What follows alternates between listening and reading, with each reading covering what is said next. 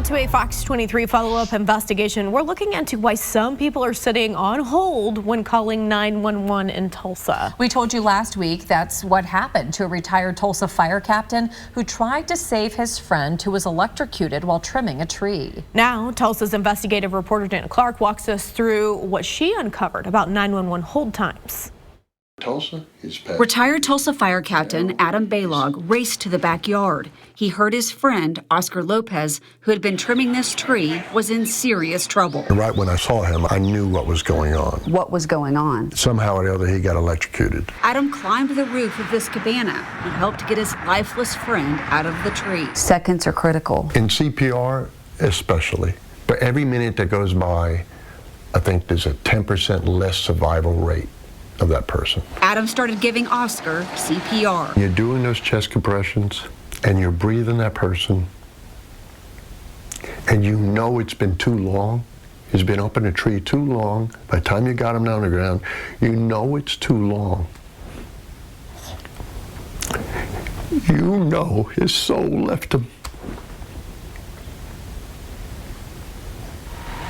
In 2014, Adam retired from the fire department after 25 years. Just like the Marine Corps says, once a Marine, always a Marine, all firemen are the same way, and I will die that way. Unfortunately, I wasn't able to do what I was trained to do in the amount of time. I was delayed, and I'll go to my death with the what ifs. Before Adam pulled Oscar out of the tree, he called 911, but a dispatcher didn't pick up right away. Adam sat on hold. You have reached 911 emergency. Adam said while he waited, he heard this message, first in English, Stay on the line and do not hang up. then translated in Spanish. Se ha comunicado con el número de emergencia 911. It must have been 5 cycles of English, Spanish, English, Spanish. And then I got the dispatcher. Engine 14, engine 23. Medical emergency. An electrocution at South Utica. The dispatcher I talked to, everything I asked for was given to me. It's the before, that wait, that rotation of that's unacceptable. Time counts. Seconds matter. Yes, seconds matter. This time I could have been up there with the man. Adam says it's not just about what happened that day with Oscar. It's about the safety of all Tulsans who have an emergency. If you call 911, should someone answer right away? Yes. The problem is getting into there. Now, I've talked to other still active firemen and still active police officers. They say that is the problem right there. I wanted to ask 911 dispatch about this. Since 911 falls under the Tulsa Police Department, Captain Richard Muhlenberg told me he would answer my questions. What did you find out about this 911 call? I just know that a gentleman called in about this person who had injured themselves in this tree and unfortunately had died as a result of this. And they were on hold for an extended period of time. Do you have any idea how long he was on hold? I don't, but clearly long enough to get the outgoing message. After checking, Muhlenberg got back to me with info about Adam's call. Turns out he waited on hold 2 minutes and 10 seconds. 911, are you needing police, fire, medical? I wanted to find out how the 911 system is working. I filled out an open records request on TPD's online portal to see how long not just Adam waited on hold, but others who called 911. I'm waiting on all that information. Muhlenberg told me he gets a weekly report that gives some info about 911 hold times. He said the report he's holding is from July 21st, the same week Adam called about the electrocution. More than 17,000 calls came in that week. We answered 80% of those calls in 15 seconds or less. What about the other 20%? Sure. How long did those take? Probably some time more than, 15 seconds, obviously. I'm not making light of it, but it's going to be a huge swing. Unfortunately, sometimes there is a delay, but I would say that's not the norm. Here's the national standard TPD follows, the NENA guidelines. They say 90% of all 911 calls should be answered in 15 seconds during the busiest hour of the day. 95% of all calls should be answered within 20 seconds. Is it okay to hold on 911 for a certain amount of time? We don't want any hold time. right? That's a standard we'd love to strive for. Is it reasonable? Well, no.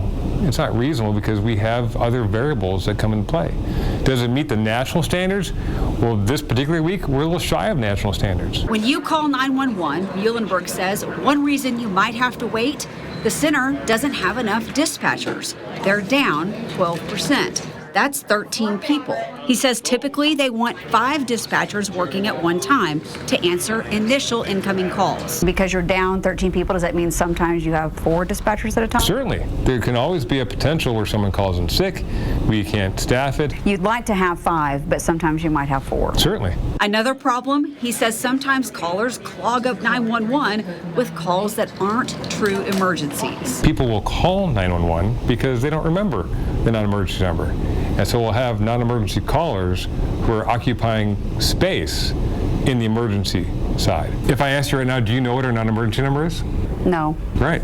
So most people don't. So how do we get the messaging out? Well, we try. This interview is a great opportunity for us to tell people, hey, is it emergency or is it not? Is there anything that needs to change? The burden of it lies on both sides. So we have a responsibility to educate the public about what's an emergency, what's not an emergency. So I think we just continue to do the best we can for every citizen equally, understanding that we're going to have some hiccups and try to get those from not happening in the future is a goal, but we have to kind of look at the totality of everything. When it comes to what happened with Oscar, Adam says the what-ifs will always bother him. So I'll have to deal with the what-ifs the rest of my life. What if I didn't even just call? What if I just got up in a tree myself? Those are all what-ifs. But the system is broke. There needs to be more dispatchers. You want people to be safe. Yeah. I want you to be proud to be here and be safe. For a city this size, this is unacceptable to call in and have to wait. In Midtown Tulsa, covering news that matters, Janna Clark, Fox 23 News. So if you have your phone in your hand right now or it's near you, grab it. So that you don't end up tying up 911. If you don't have an emergency, here's what they want you to do. You should save the non-emergency number in your phone. You can go ahead and do it right now. You can either write it down, take a picture with your phone as it's on your screen to add to your contacts. That number is 918-596-9222. Do you have a tip or issue that you think Janna Clark should investigate? Let us know. Email FOX23 Investigates at fox23.com or call 918-388-5354 or search Fox 23 Janna Clark on Facebook.